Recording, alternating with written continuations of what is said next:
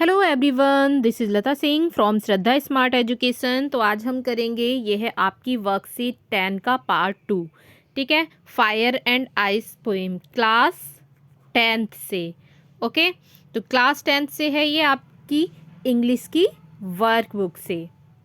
Okay, worksheet number 10 का part 2 fire and ice. तो चलिएगा, इसके बारे में मैं थोड़ा सा आपको डिटेल में बता देती हूँ कि जो हमारे इसके पोएट हैं रॉबर्ट फ्रॉस्ट। ओके, पोइट कौन है इस पोएम के? Robert Frost. तो जो रॉबर्ट फ्रॉस्ट हैं उनकी ये छोटी सी पोएम है, और ये है आपकी जो पोएम है वो 9 लाइन्स की पोएम है। ठीक है, इसमें लाइन्स कितनी है? तो 9 लाइन्स की एक छोटी सी कविता है। और जो पोइट है इस पोएम में 2 भविष्यवाणियों का वर्णन करते हैं कि दुनिया का अंत कैसे होगा, कैसे मतलब एंड होगा वर्ल्ड का। कुछ लोग कहते हैं कि ये आग में समाप्त हो जाएगी, जबकि कुछ दूसरे लोग कहते हैं कि ये बर्फ से ख़त्म होगी। लेकिन जो पोइट हैं उनके अनुसार आग का अर्थ है, फायर का अर्थ है इच्छा, लोभ, वासना। ठीक है, आप इनको जितना अधिक संतुष्ट करने की कोशिश करते हैं उतने ही ये बढ़ते जाते हैं, इसका कोई अंत नहीं होता।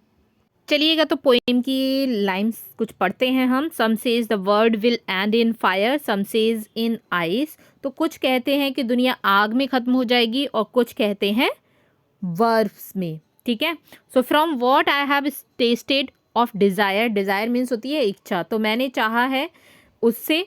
Hold with those who favour fire, मैं उन लोगों के साथ हूँ जो आग के पक्ष में है। ठीक है, फेवर करते हैं फायर का। ओके, तो ये 4 लाइन्स की पोएम हमने रीड कर ली है पोएम।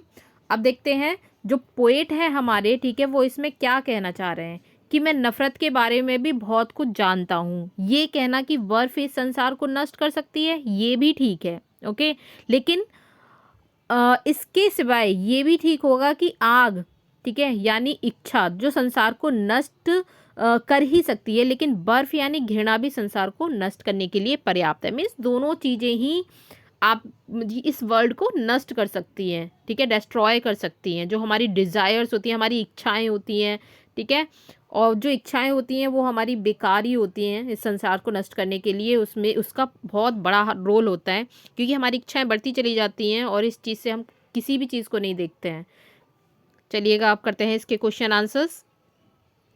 तो फर्स्ट क्वेश्चन है हमारा, right the rhyme scheme and rhyming words. तो आपको यहाँ पे राइम स्कीम देनी है पहले। ओके, सो राइम स्कीम है इसकी, आप देखेंगे तो ए, ठीक है, यहाँ बी, ओके, ये ए और ए, क्योंकि इसमें आप देख सकते हैं फायर, डिज़ायर, फायर। ओके, तो ये ए हो जाएगा, ये बी हो जाएगा। अब इसके सिमिलर के लिए आप अगर आगे की और लाइंस दी होती यहाँ पे तो हम आपको बता देते, बट मैं फिर भी आपको बता देती हूँ कि जो राइमिंग स्कीम है इसकी वो है ए बी ए ए। ओके, और इसका जो राइमिंग वर्ड्स होंगे वो आप करोगे फायर। ठीक है, फायर हो जाएगा, फायर से आप करोगे डिज़ायर, और यहाँ पे फिर अगेन से फायर। ओके, और इसी तरह से जैसे यहाँ पे आपका ये दे रखा है इधर आइस, ठीक है, आइस, तो यहाँ पे आइस के साथ आपके लिए इन नेक्स्ट स्टेंजा जो है इसका 5 लाइंस जो रह गई हैं उसमें से ट्वाइस से हो जाएगा। ठीक है, rhyming word ice, twice. Okay, तो इस तरह से आप ये राइमिंग वर्ड्स यहाँ पे नोट कर दोगे, और मैंने यहाँ आपको नोट भी कर दिया है क्वेश्चन का आंसर, आप देख भी सकते हैं। The rhyme scheme of the poem is A B A A.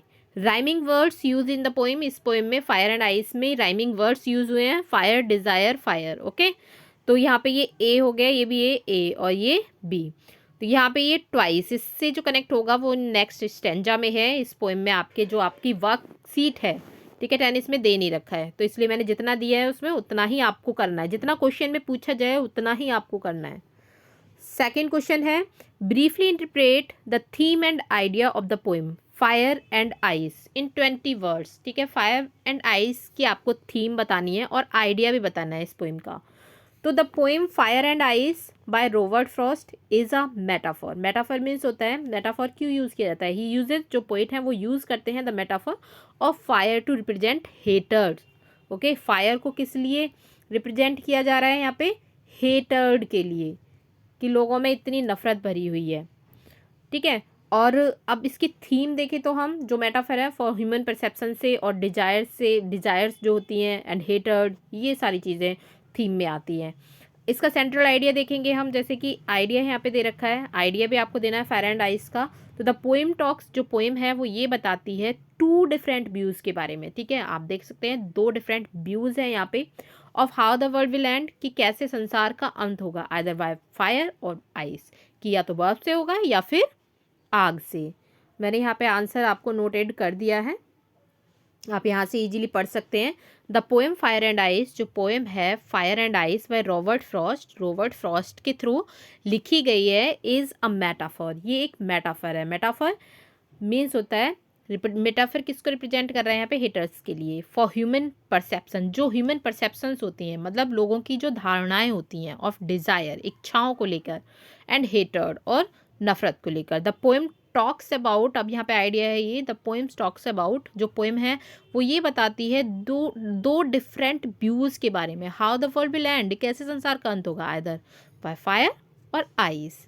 Okay, तो ये आपकी वर्कशीट कंप्लीट हो गई है। फिर like this video, please share करें, सब्सक्राइब करें चैनल को, और बेल आइकन को प्रेस ज़रूर कर लें, तो ताकि जो भी आगे की नोटिफिकेशन है वो आपको मिलती रहेंगी। Thanks for watching.